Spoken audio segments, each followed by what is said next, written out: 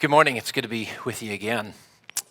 Yesterday, we talked about macro level issues, and this is going to be a big shift to the micro. And I think that this is where we build our legacies. This is where we can have the greatest impact if you're talking about a social, political, cultural, spiritual impact. It is in the minutia of our life, the details, the things that we put in motion every day that, again, as I suggested yesterday, in aggregate, make for the building of our legacy.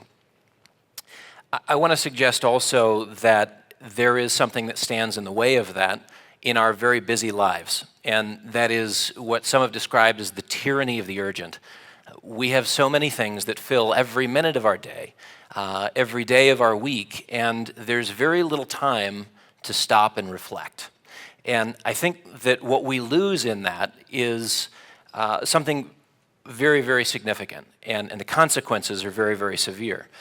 In the olden days, you had the peripatetic life, the walkabout life. You walked everywhere. And there was a lot of time to think and reflect and listen. And I think that what we have today, instead of the peripatetic life, is the modern day hectic life. And we go and we go and we go, and then we collapse at the end of the day and are grateful for all the things that were done, but very rarely are those thin spaces in time where we rest, where we listen, where we dream. And I think this is where we also fail to see what is possible in terms of God's shaping all of the potentialities that He's given us. In other words, there's no time to see the future.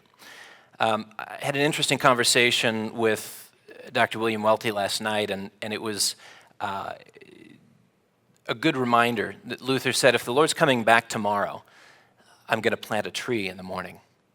And there's this idea that there is the tomorrows that we don't know of yet, and we live into those. And I think that's very important as you cast a vision for your children, for your grandchildren, of what life is, of what an abundant life is here and now. So The Intentional Family is the title of my book, Reverse Engineering a Legacy from Finish to Start. It's also our topic today. And I have to be honest, I don't know that I'm qualified for this particular topic. The things that I think might have some bearing on speaking to being intentional and raising a family and reverse engineering a legacy. I am a son. I'm also a father. I knew one of my grandfathers. We probably spent time together a maximum of 6 times in my life. I have children, and I can imagine the future. And these are things that, prayerfully considered, I think go into ultimately creating a context that is soul transforming, life transforming, full of vision, and inspirational to my children as giving them a redemptive hope and a view to a joyful life. And again, I hope that this is something that is vision cast for future generations of McAlvanys. David Mitchell says, our lives are not our own. We are bound to others, past and present, and by each crime and every kindness, we birth our future. Which is to suggest that our choices are not made in a vacuum, and they directly impact not only our lives, but all of the lives around us. Jeremiah says in chapter 10, verse 23, Lord, I know that people's lives are not their own. How we live our lives is either a blessing to others in terms of the legacy blessing that it creates, or it just adds burdensome baggage that they carry, that we carry. In other words, our choices have implications into the future. So after 2 generations and a combined 50 years, a half century in the business of wealth management, there are some lessons that I think are crystal clear. 50 years and thousands of families that I've watched my father consult with, that I've consulted with, and I'll tell you, only on rare occasions are resources stewarded well intergenerationally. Money is more often than not a source of conflict, in part, I suppose, because the most neglected resource is to the outsider fairly obvious. It's the heart. The heart of each individual in the family, the heart of the family itself. When you tend to those things, it opens the door for a much broader treatment of family legacy, and I think that's sorely needed. We see wealth management as the management of a single resource, with many more in a successful legacy plan being treated very, very carefully. So a wider range of resources is what I'm suggesting has to be stewarded. Our lives do touch at least 4 generations. You have multi-generational inputs. Grandparents are very significant. Great-grandparents are very significant. And there's 2 aspects to this. There is the presence aspect. Presence is very impactful. Your presence in someone's life is very, very important. But your absence is impactful as well. It was Paul Vitz, a Christian psychologist at New York University, who has written a case for the absence of fathers or a father substitute as being the critical element in the lives of your most prominent atheists. My point is that absence of any generation leaves its mark. One generation can set in motion something that the next generation experiences as a blessing as that second or the third or the fourth generation in a line of continuity. And to see that continuity broken because of absence is very critical. John Adams says, "I must study politics and war that my sons may have liberty to study mathematics and philosophy. My sons ought to study mathematics, philosophy, geography, natural history, and naval architecture, navigation, commerce, and agriculture in order to give their children a right to study painting, poetry, music, architecture, statuary, tapestry." No one really studies porcelain anymore. What this means is that one generation enables the next to go further. My father and mother decided to follow Jesus as adults. Their children as children. Each generation gleans and benefits from a refinement, a distillation, and allowing the next generation to see these things, frankly, some things that were unseen to the previous generation. It is this notion of standing on the shoulders of giants. When you stand on the shoulders of giants, you see a different horizon. You see a different horizon. And I think this is the opportunity found in an intentional family. What is an intentional family? What is reverse engineering? Let's look at a couple of definitions just so that we're all on the same page. What are your highest ideals? Think about this. What are your highest ideals? What are your greatest aspirations? What are your biggest hopes? What are your grandest dreams? Tie these into the matters of the heart, matters of the mind, your soul, your body. I guess what I'm asking is this. If you are made in the image of God, and I think we take that seriously, don't we? If we're made in the image of God, what are our capacities? What are our capacities? And does the ideal, aspiration, hopes, or dreams, do those things line up with the choices that we're making every day? What are you capable of? What are you capable of? And if you can identify what you are capable of, are you moving towards that? Now we're talking about something that is less ideal and certainly more mundane, because to arrive at a long-term trajectory, to arrive at those long-term goals, it's something that will require discipline and dedication. And sometimes it's just not fun. In the office, I asked who would like to join me in a competitive endeavor. We're going to run a small triathlon this next June, and I thought 1 or 2 in the office would take me up on it.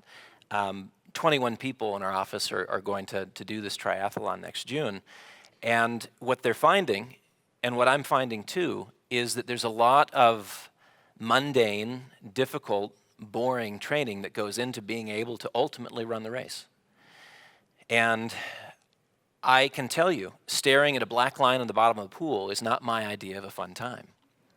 At the end of a mile, I only wish one thing. I wish I could whistle underwater. It's incredibly boring, but the cumulative, again, what we suggested yesterday, the aggregate benefit of all those small choices is that by next June 6th, I should be ready. I should be ready to run the race. Intentionality is where imagination meets redemption and hope as we pray for God to open our eyes to His vision of human flourishing for our family. What is your vision? Is it big enough? Are you determined to put it in motion and keep it in motion? Intentionality is the act of developing a self-conscious and deliberate vision for the spiritual, for the intellectual, for the financial, for the cultural legacy of your family. Intentionality is what it takes to say, I want to be there. I'm going to do that. I am going to take deliberate steps towards that end. Now, legacy is something that everyone receives. Everyone receives a legacy, and everyone is now, whether you know it or not, crafting a legacy. It is an inescapable concept. Legacy is an inescapable concept. We may choose to invest in our legacy, or we may choose to neglect it. But either way, you and I will leave a legacy to our children's children. So what is it? Is it one of love? Is it one of respect, encouragement, dignity, forgiveness, grace? Or is it one that, unfortunately, in those moments of inattention, include rage, belittlement, disrespect, gracelessness? There is a physical, tangible resource, and that's the easiest for us to wrap our minds around in terms of a legacy that we leave. But it's also one of these other categories, blessings that are beyond mere physical resources, and I think they have to be thoughtfully tended to. The categories that you can put these into in terms of your legacy are the spiritual, the cultural. What I mean by cultural, what are the things that you do as a family that define you as uniquely a Smith, a Johnson, a McAlvany? What are the things that define your family time and your family life together? I think as you begin to look at your legacy and look at what you want it to be, this is your starting point. The most practical starting point is, have you taken an inventory, a legacy inventory? Have you taken an accounting for what you have already received? There's a tremendous amount of gratefulness, I think, that is necessary for you to successfully implement your own vision of legacy. And that gratefulness comes from reflecting on what you have. What you have, what you have received, from whom you have received it. Who are the people in your life that have left a significant mark? Was it a grandfather? Was it an uncle? Was it a teacher? Was it a football coach? Was it Chuck? Who was it that left a significant mark in your life? From whom did you receive it? What do you have? What do you lack? The areas where you received a zero balance, that is as much an inheritance as where you are a second or third generation recipient of blessing. Does that make sense? Take an accounting of what you have. Now, what do you wish to leave? What do you want to create? You may find that as you imagine, that you let your mind wander to the people that you've encountered who represent greatness. I don't know who those are in your life, but if you have ever encountered greatness in what respect? Were they successful businessmen? Were they successful prayer warriors? Were they, in what aspect of their life would you say, I have complete and total respect for them, I just wish that I could be like them? Well, as you are casting your vision and creating a notion of what you want to leave as a legacy, I would suggest that you inform that by your direct encounters with people who you say, if I could be a little bit more like that, if I could engender that within our family context, that would be a legacy I desire to leave.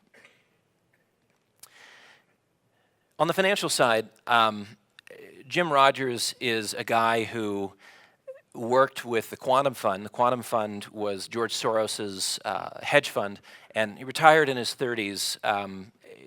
Smart guy. I had many conversations with him. He's joined us on our weekly commentary a number of times. He wrote a book in the 80s called The Investment Biker, and it's a fascinating book about his travels around the world on a BMW motorcycle. I happen to like BMW motorcycles. I happen to like traveling. I happen to like investing, and it's a book that's perfectly suited for me. You might consider reading it. But it's interesting because he takes this notion of reverse engineering and he applies it to something very practical in a course that he taught at Columbia University on investing. He said, now, if you see something that has worked, where an investment theme played out just like this, and it worked, but you find that you didn't participate in it, the question is, how do you see those precursor events which would have been indicators, which would have been signals to you of what to do and when to do it? His process is very similar in terms of reverse engineering. Find success, see what made it work, and look for those patterns to see if those patterns can also be employed again. So Jim Rogers, I think, is just one example of how to reverse engineer a legacy. But beyond that, I mean, again, we have these spiritual elements, the cultural elements, the intellectual elements, the financial elements. All of these factor into the legacy that you leave. And by the way, you can, if you don't make an effort, simply leave a zero balance. You can leave a zero balance. Legacy is far more than assets on a balance sheet. Legacy is our life message. It is the sum of the values and the vision that we leave to others. It is our approach to money. It is our approach to property and to business and to culture and to faith and to identity and virtue. These are the elements of legacy which we receive. These are the elements of legacy that we develop and that we ultimately bequeath to others. The pains you experienced, these are important. The truths that you stood for, these are important. The truths that you fought for, these are important. What you worked for, what you waited for, all of this is the stuff of legacy.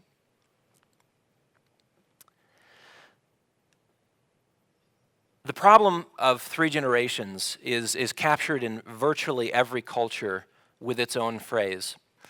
It's not uncommon, in fact, it is most common, that whatever legacy has been created, if it's a financial legacy, this phrase, shirt sleeves to shirt sleeves, suggests that there is a founder generation, and that founder generation breaks ground, accumulates, succeeds, but then by the third generation, that wealth that had been created has been squandered. And I think you find this also in the spiritual, where you may have one generation that is so deeply committed to Christ, but by the second or third generation, something has slipped, something is different. Something was not replicated. Something within the family culture was not cultivated that allowed for those same values to be transmitted from one generation to the next. You can blame it on public schools, you can blame it on colleges and universities, you can blame it on a number of externalities, but I would suggest to you that there is a compelling vision which, if properly cast, goes beyond all those external threats and allows for continuity of vision and continuity of legacy.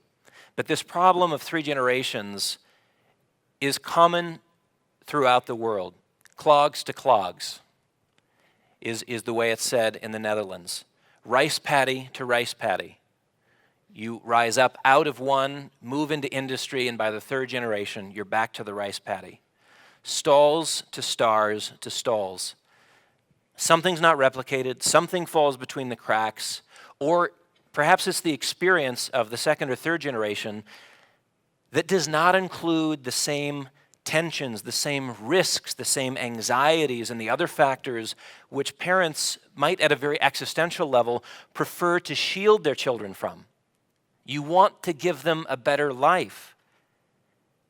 And yet it's the lessons which end up being different, and those future generations are also different by the lack of those same lessons which were hard fought and hard won by you in your own life. So the problem, why do legacies fail? Well, we could make a list of probably 150, and it still wouldn't exhaust all the reasons why legacies fail. Many reasons exist, but I think the greatest of them is broken relationships. I think as you look at legacy failure from one generation to the next, in any of those categories, I think you're dealing with broken relationships. Broken relationships more than broken bank accounts are the ruin of family legacy. A reading of 1 Corinthians 13 might recall to mind the specific missing ingredients in a relationship that really represent the heart of the matter. But you take any one of those elements out, and there's room for broken relationship. Being tender, being kind, being patient, being gentle. These are all the things that in the context of family life, even in the context of business life, you can find room for misunderstanding, miscommunication, and then an exacerbation of that trend to where what you have in the end is a broken relationship, and ultimately the squandered possibility of legacy. So the heart of the problem, I would suggest, is broken relationships. There really is no topic that is outside the context of your legacy and what you bring into transmitting your legacy from one generation to the next. We're talking about the conversations at breakfast that you have with your children, your grandchildren, the conversations that you have at dinner time. We're talking about the books that you read, the ideas that you think about, that you discuss. We're talking about the quirks of each family member which endear them to you, the language that you use, the laughter that you share, the dreams that you have, the aspirations which you regularly discuss with those who are closest to you, the regular haunts that you go to. I talked to my brother yesterday. He's working on his pilot's license in Redding, California. He's taking a brief reprieve from his life in Indonesia. He and his wife and 3 children live in Indonesia. And he said, Dave, I'm doing my first cross-country 2 weeks from now. Guess where I'm going? Southern California. Can you guess? Well, we have a regular haunt in Southern California. It's called the Crab Cooker. The Crab Cooker is in Newport Beach. I've driven from San Francisco to Newport Beach with my dad just to eat at the Crab Cooker because it's one of our favorite family haunts. There's so much, I can't tell you why, but there is so much value in the time that we've spent there, the conversations. We eat on paper plates and use plastic forks, but somehow this is a part of our family legacy. Everything matters because everything was designed to matter. There are no areas of neutrality in your life when it comes to legacy. Perseverance, I think, is something that is part of what makes legacy possible. Anything worthwhile in life has a cost. And in this case, it includes endurance, it includes commitment, and it includes a willingness to back up and try again. My daughter is learning to ski. She's 4 years old. And we repeat this phrase over and over again before we hit the ski slopes every Saturday morning in wintertime. What happens when you fall down, Tess? Well, we get back up again. And this is something that is not only for the ski slopes, but it's for all of life. Legacy perseverance and endurance is a state of mind. What you are committed to, what you desire, what you aspire to, these are things that need to be repeated over and over again, reviewed, rehearsed. What are the values that you continue to pursue? Because when you fall down, will you get back up again?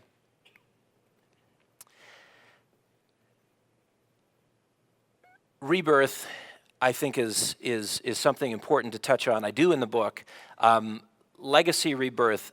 When tragedy occurs, when someone in your family dies, when there is a broken marriage or an absentee father, or again, the death of a loved one, financial ruin, moral failure, personal and familial tragedy, these are not the destructive elements to a legacy. These are opportunities for grace. These are opportunities for mercy. These are opportunities for rebirth. These are what I describe as disturbance. And for the crafting of a successful legacy, I think your family needs to be well prepared for disturbance, because anyone who's been around understands that life is full of disturbance. Things don't always go as planned. And we can whine about it, we can cry about it, we can make excuses on the basis of what didn't go quite right, or we can seek rebirth, redemption, mercy, and grace, and allow those circumstances to draw our families close together. So it is the tender care of those circumstances which I think offers a profound opportunity to practice what, quite frankly, is very often preached within the Christian church, but more rarely lived, which is redemption. The case for redemptive ethics, this is, again, seeking restoration. It is the mending of torn nets. Do you remember where it describes the process of being made ready to become a fisher of men? I want to make you fishers of men. The first thing that happens in the course of being prepared to be a fisher of men is that your nets are mended. My net is torn. My net is full of holes. If I look at the state of my soul and take an honest appraisal, whether it was 20 years ago or 2 days ago, I recognize that there is still a redemptive process occurring. There is still a healing process occurring, and my nets are being mended. And as they are mended, I can be a fisher of men. The case for redemptive ethics, this is how grace saves a family legacy. Without grace, without the daily encounter of grace, in the context of our frailty, in the context of our failures, I think we will short-circuit the pursuit of our legacy objectives. We'll lose the heart of those involved. And I think when you lose the heart of those involved, you have lost the legacy that you wanted. My story you'll get to read about in brief in the book, Intentional Families. I have to be honest with you, it's been very difficult for me to think of actually pushing the button and publishing the whole thing. It's a very personal look at legacy. It's information that, frankly, some of my best friends I've never even talked to about. But in the context of writing the book, it had to do more with codifying what was important for my 9-year-old, my 6-year-old, my 4-year-old, my 18-month-old, to say, I've got one crack at this. Have I thought through every element? They're growing fast, and they're going to be out of the house before I know it. This time frame is almost done. I've got one shot at it. And again, I don't know that I'm an expert in the field. I just know that as a father, I'm making a best effort. My life, as you'll find in the book, is a metaphor of prodigality. I ran away when I was a young man, and then was sent away, and found myself on a fine February day digging feed troughs, 55-gallon drums, split and welded together out of pig slop, to drag them down to a very wintry cold stream, to clean them out by hand, and return them to the pig pen to feed the swine. Something had gone wrong with our family plan, something had gone wrong with my plan. I didn't know exactly how I ended up there. But it is a part of my story of redemption. It is a part of our family legacy in terms of there being an allowance for grace and mercy. And I found redemption at a diner, at a Waffle House. It was a point of new beginning, and it marked, for me, my first real encounter with grace. I knew that what I had done to be sitting across the table from my dad, somehow the Waffle House was the place where we would go to have serious discussions. Whenever I got in trouble, we found ourselves at a Waffle House. So I knew that I was in big trouble. And I knew what I had done. I knew more details than my dad did. In fact, he just asked me in a blanket statement, what happened? And I thought that he knew something, and I knew the parties involved were not the most honest characters. So I stepped out and just spilled the beans, told him every detail. And I knew that in the context of telling him every detail that I had broken every rule in the book, and that just as I had been sent away, I would be sent away again. I knew that this was terminal in some sense. And we sat across the table from each other, and through his tears, he simply said, "I forgive you." And my experience of grace in that encounter changed my life. I remember sitting there in that chair, thinking to myself, everything will be different. Everything will be different. I had, in a flash of imagination, the last 4 or 5 years of my life played in a very short clip, and I thought, what a waste. Now, as it turns out, it was not a waste. But I felt an urgency in that moment to make up for lost time, to change course, to turn the different direction, metanoeo, turn and go the other way. The case for redemptive ethics, how grace can save a family legacy. Well, redemptive ethics, this is a mindset. This is an ethic that you can adopt within your family that looks for, in the context of things that have failed, of things that have fallen apart, ways of patching it together again, ways of allowing God's grace and love to be expressed and to heal. It depends on non-contingent relationships, it depends on a deep commitment, and it depends on humility. C.S. Lewis says that to be a Christian means to forgive the inexcusable because God has forgiven the inexcusable in you.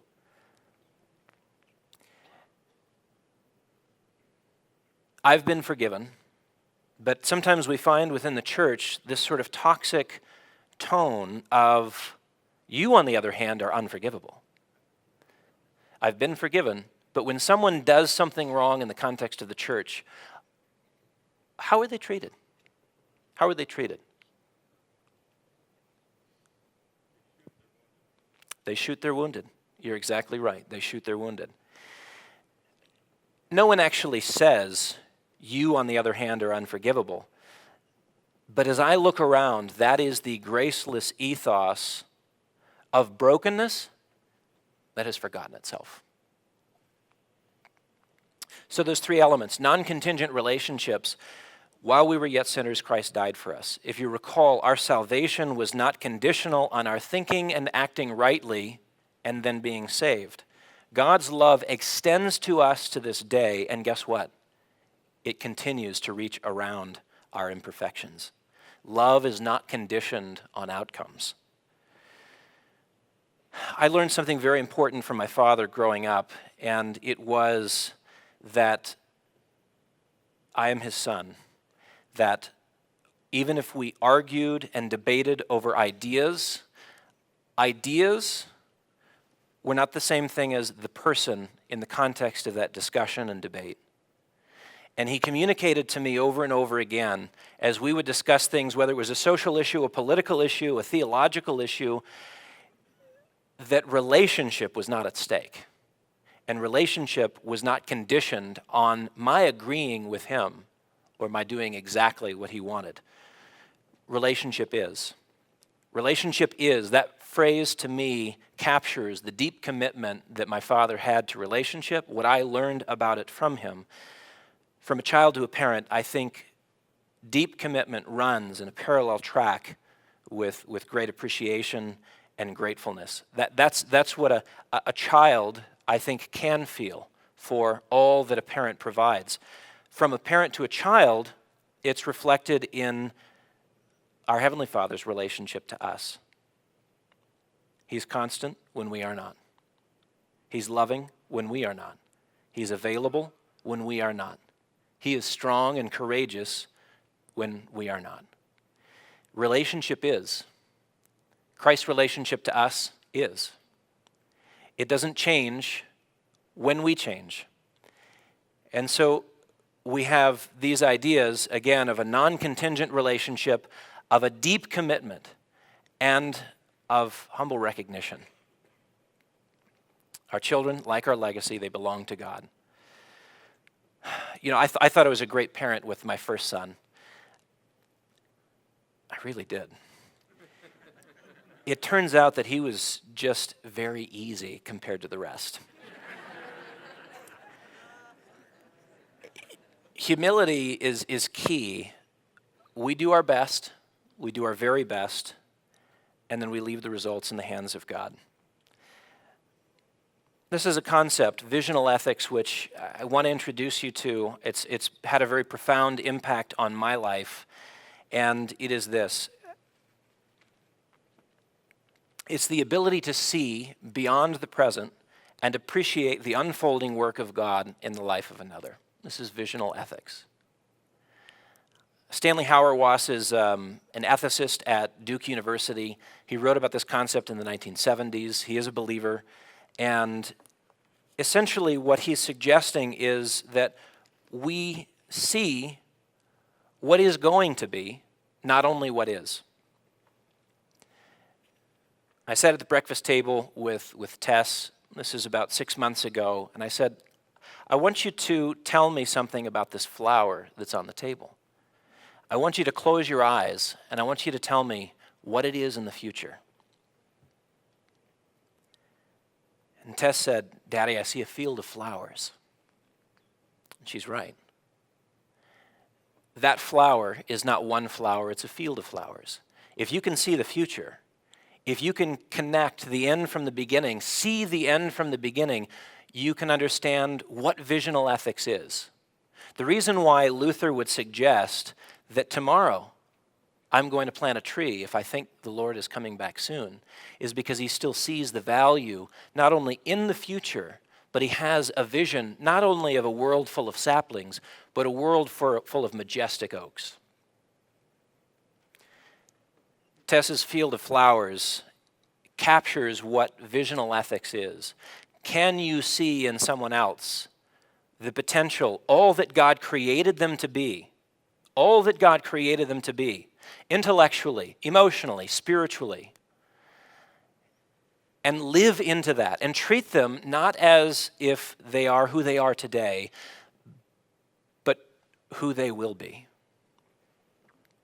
My experience of visional ethics when I was 14 or 15 years old was not on the conceptual side. It was one man who didn't treat me like the little skateboarding punk that I was. He treated me like I was a 25-year-old adult. He talked to me like I was a 25-year-old adult. He didn't see a boy dressed in black with long bangs and full of anger and resentment. Maybe he did see those things, but my experience was that they were ignored completely, and he treated me as if I was someone who was arriving on time as opposed to late and completely off the tracks. I think that he saw beyond the present, and I think that he was a man living in faith, looking at an unfolding work of God in the life of another. And I think visional ethics is something that if we apply to our children, if we apply to our grandchildren, I think the crisis of the moment, the crisis of the day, becomes much less significant. And there is, I don't know exactly how this works metaphysically, but there is something that is almost gap-filling in that regards. That vision, that hope, that reality, the vision of what could be and what will be, I think fills gaps. I mentioned yesterday that if you wanted to get a hard copy of the book, what I'd love to do is send you that hard copy. Please give me a review. I don't. This is a work in process. This book, Intentional Families, 10 chapters are complete. I'm editing the last 9, and I actually have finished all 10. The editor wrote me a very kind note saying, "Have you considered restructuring the whole book?" I thought it was done. So I would appreciate your comments and feedback as we move towards the final production of that. And it'll be out, I think, within the next 90 days. But stop by the booth. If you haven't filled out that card, they'll give you that pre-publication sample. We talked about accounting for what you've received. The reality is that many of us in our lives, what we received in terms of legacy was baggage. It was burdensome, it was painful, it was a void, whether it was love and affirmation that was missing. But you need to understand how that has shaped you. You need to understand how that has played a part in your life, lest that legacy baggage be carried from previous generations through your own life into the next generation. You can perpetuate, like the scratch in a record, something that comes around and continues to come around and is felt by everyone. What should you do? You should take an account of it. You should learn everything that you can from it, and you should choose to set a new course, leaving the baggage behind. I'm not a psychologist. Maybe a psychologist would say that's trite, that's simple, that's impossible. But I think the first thing to do is identify in a full accounting of what you've received so that you know what needs to be put in motion for future generations. We mentioned disturbance. Lawrence Gonzalez wrote a book called Deep Survival. And in the book, he describes the attitudes and the dispositions of people who come into crisis situations and live, and crisis situations, people who don't make it through. And he develops a psychological profile. He's not a believer, but I think there's some interesting insights in terms of this psychological profile, the attitude and the mindset of people who respond to disturbance or crisis and are incapacitated by it, and those who take it in stride and ask the question, well, what do we do next? We've got to do something. What do we do next? Crisis is opportunity in disguise. Crisis is opportunity in disguise, particularly if your family has included in it an ethic of redemption. An ethic of redemption. How do you anticipate crisis? How do you prepare for it? I think this is also something that is determined very intentionally within your family before you get there. It's ideal to train for how you are going to behave in the context of real pressure. Family culture, when you look at the importance of family culture to future generations, we're talking about the storytelling that occurs, where everyone understands who Grandma and Grandpa were. Everyone understands where they fit in a lineage, where they received this particular insight in terms of spiritual blessing or intellectual or cultural blessing. From beginning to end, I'm making a very simple assumption, and that is that as a family, you spend time together. I'm not even addressing it because I just assume that whether it's breakfast or dinner or the holidays, that you are very deliberate about the time that you spend together. Relationship requires it. Relationship requires time spent. You can try to argue for quality over quantity. And I think as children get older and move into adulthood, that qualitative over quantitative time probably matters. But I can tell you the primary dysfunction within our family as I grew up was from a lack of quantity, not lack of quality. I always had quality time with my parents. But in those critical moments when I was on the ice rink playing a game and I saw all the other dads in the stands, my dad was traveling. 75% of the time he was traveling. The dysfunction within our family has to do with a family culture that did not cultivate the time spent necessary for critical conversations to occur. Now, that was in the early days of our business. As the business matured, our family culture took on a very different tone, and we were able to do more of those things. But quite frankly, there was a mark that had already been left from that. Your family culture is very important. What are the things that you celebrate? What are the things that you remember? What are the things that you honor? We celebrate some really silly things in our family. I've got 4 kids, and I can't tell you the number of times we end up with a skinned knee in a week. We celebrate injuries.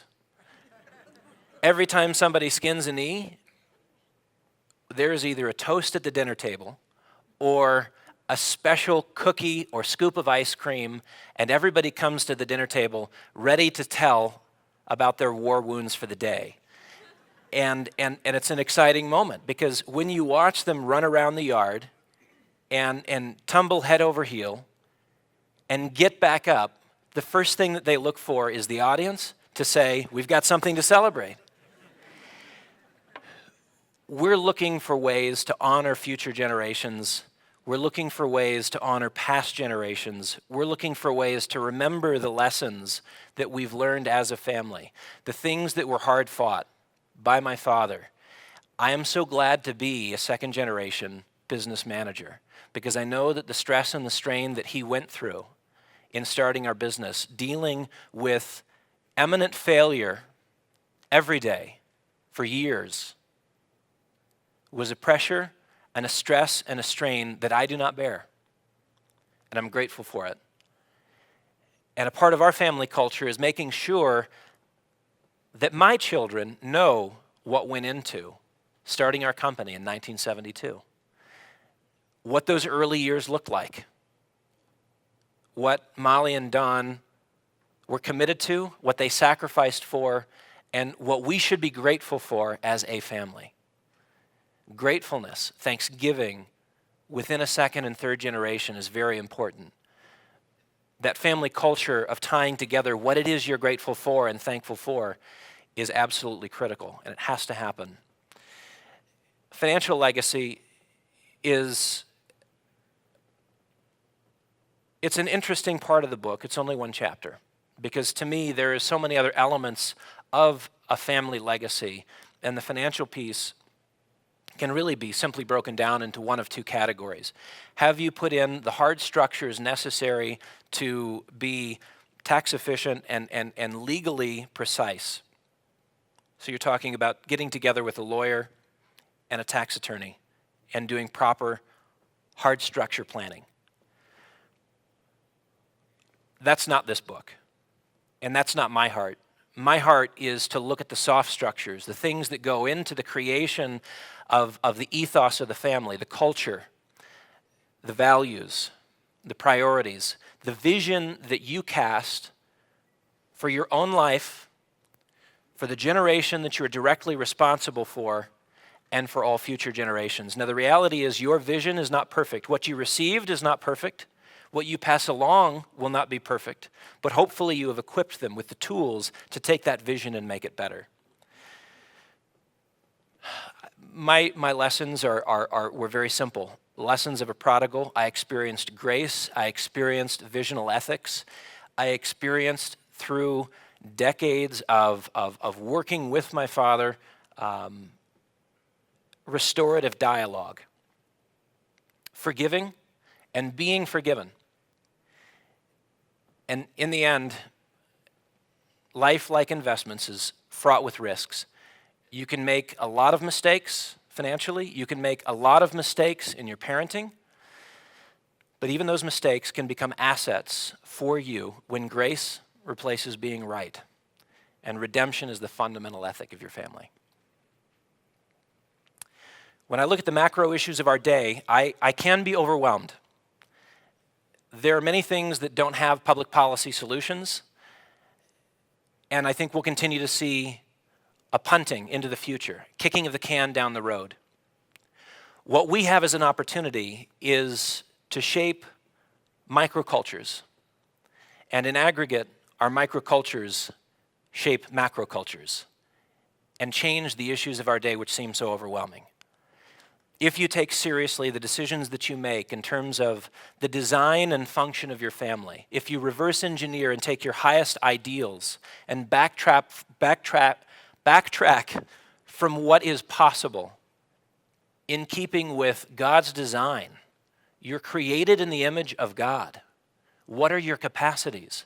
Are you moving towards those capacities every day in small incremental steps?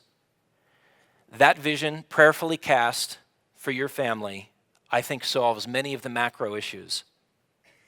It may be a 20 or 30 or 40-year project, but again, as Luther said, if Jesus is coming back tomorrow, I'm going to plant my tree today.